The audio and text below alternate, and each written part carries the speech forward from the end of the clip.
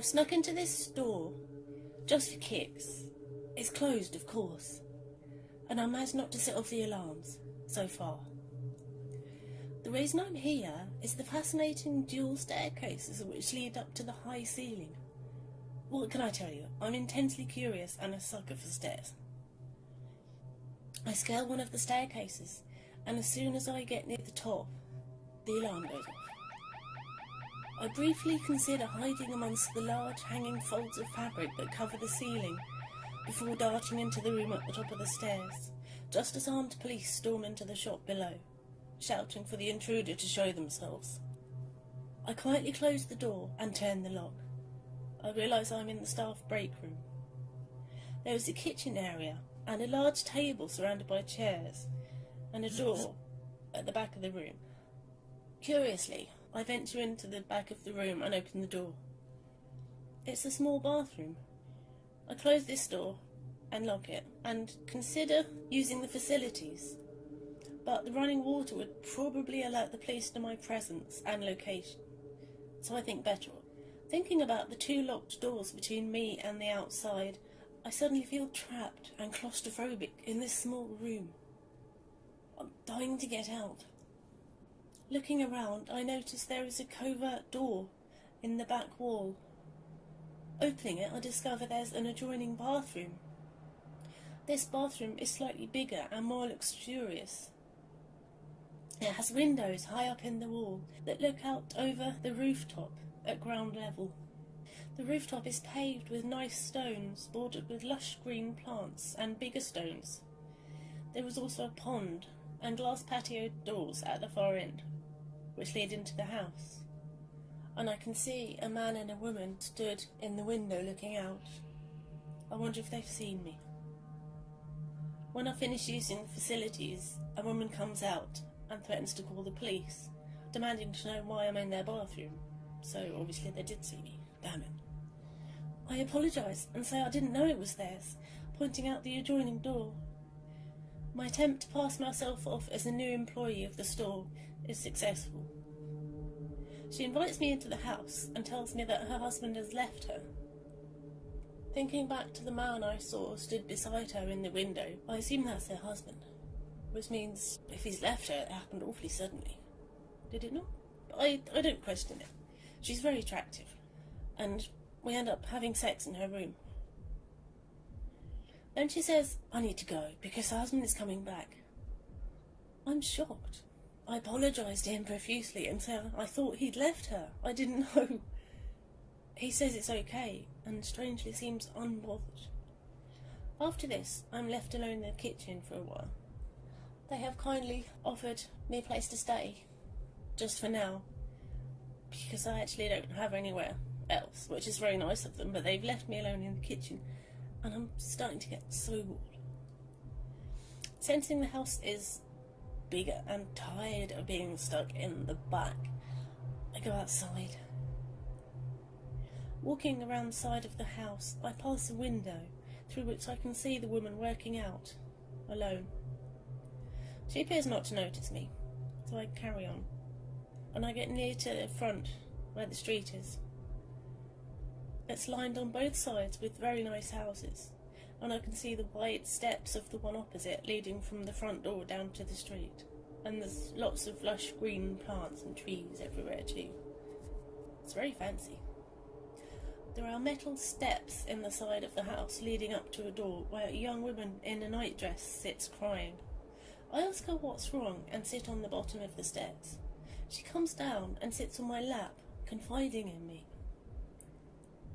I don't understand why she's upset, but I'm sympathetic because I don't like people being upset, so I do my best to reassure her. Then the man and woman appear, asking me what the hell I'm doing with their daughter. I know what they're suggesting. I'm just your average attractive young man, but I have no malintent. I hold up my hands, swearing that I hadn't touched her, and that I was merely attempting to offer comfort because she was upset. I would never do that. It's disgusting. The girl agrees that nothing happened. Her mother asks what's wrong, and she says she's fine, before disappearing up the stairs into her room. The woman leads me round the back and into the house again. She says it's so the neighbours don't see. This is weird, but I don't question it. I explore the inside of the house for the remainder of the day, and the more of it I see, the more amazed I am by its size and beauty. And since they have allowed me to stay, I settle down in the bed in an unoccupied room, of which there are many, when I'm tired, and quickly fall asleep. When I wake, it is to the sound of wind rattling through the room. Sitting up, I see the beauty I remember significantly degraded by the passing of time. The furnishings are dusty, ragged and fluttering in the breeze. Shattered windows at either end of the room and a gaping hole in the ceiling send brown leaves and twigs dancing noisily across the floor. A slight movement catches my eye, and I watch the brown lump nestled into the armchair that's the stuffing poking out of many holes twitch again. It might be an owl. I find reassurance in the presence of another living thing, whatever it is. Leaving the room, I slowly wander the upstairs corridors in a daze. It appears the rest of the house is much the same as the room I awoke in, desolate and uninhabited for many decades by the looks of it. Yesterday, the people were so real. Did not seem dated at all. Was it just a dream? I find my way downstairs to the front door. It's securely boarded up. And the whole of the downstairs is so dark. I find what I think are some windows, but there's no light. I think they might be boarded up, like from the outside. I don't know, maybe they have shutters. But it's really dark. I can just about make out, like, the shadows, the shapes of the rooms and the doorways and stuff, when my eyes adjust.